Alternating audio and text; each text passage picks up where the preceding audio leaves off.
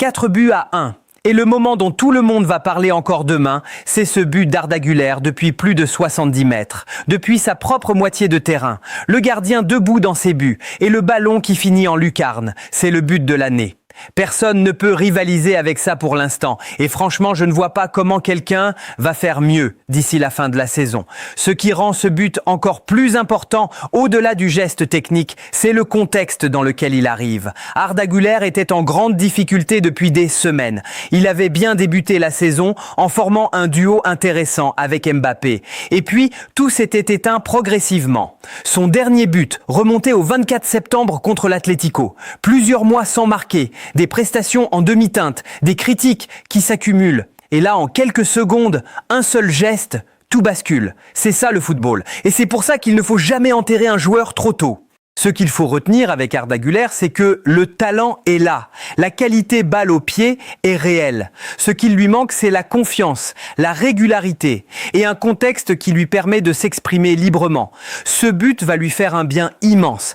Et si ça peut déclencher une série sur cette fin de saison, le Real Madrid sera encore plus difficile à affronter. Maintenant, parlons de ce que cette victoire révèle sur quelque chose de plus structurel. Ancelotti a fait quelque chose de courageux ce soir. Mené 2-0 et décidé de faire rentrer les jeunes de la Castilla à partir de la 50e minute. Yáñez, Aguado, Palacios, Morán, Gonzalo Garcia. 7 joueurs issus de l'équipe réserve ont foulé la pelouse lors de ce match. Et le résultat final, c'est 4-1. Ce qui m'a frappé dans ce que ces jeunes ont proposé, c'est la facilité avec laquelle ils se sont intégrés dans le match. Yáñez rentre, 10 minutes plus tard, il sert une passe décisive sur la tête d'Asensio pour le 3e but. Propre, bien lu, sans hésitation. Aguado en défense centrale sort un tacle décisif devant Courtois sur sa première vraie opposition.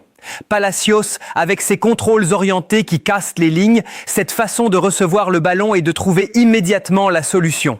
Ces joueurs ne jouent pas en touristes. Ils jouent avec envie, avec une vraie faim. Et ce n'est pas anodin qu'Ancelotti leur fasse cette confiance. Il les connaît parce qu'il les a coachés directement en Castilla avant de reprendre les rênes de l'équipe première. Il sait ce dont ils sont capables.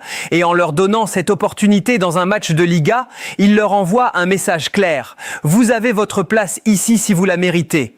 Sur Valverde, que dire qu'on n'a pas déjà dit? 5 buts en 3 matchs. Impliqué sur l'action du premier but de Rudiger, auteur d'un but en lucarne en feinte de frappe du gauche, pour enrouler du droit sur le deuxième. Ce joueur est en état de grâce absolue. Et ce qui le rend indispensable, au-delà des statistiques, c'est qu'il fait exactement le même travail défensif, le même volume de course, les mêmes efforts de pressing que quand il ne marque pas. Il ne se ménage jamais. C'est le joueur que tous les entraîneurs rêvent d'avoir.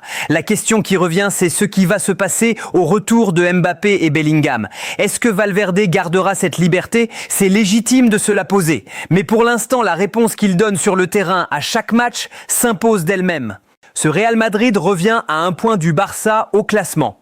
Le Barça joue demain contre Séville. Et mardi, la réception de Manchester City pour le match retour des 8e.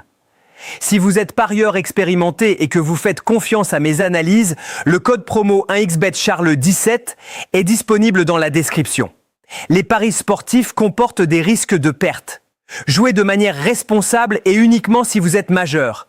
Ce Real Madrid-là, avec cette dynamique, cette confiance collective, ces jeunes qui poussent et Valverde qui porte tout le monde, il fait peur.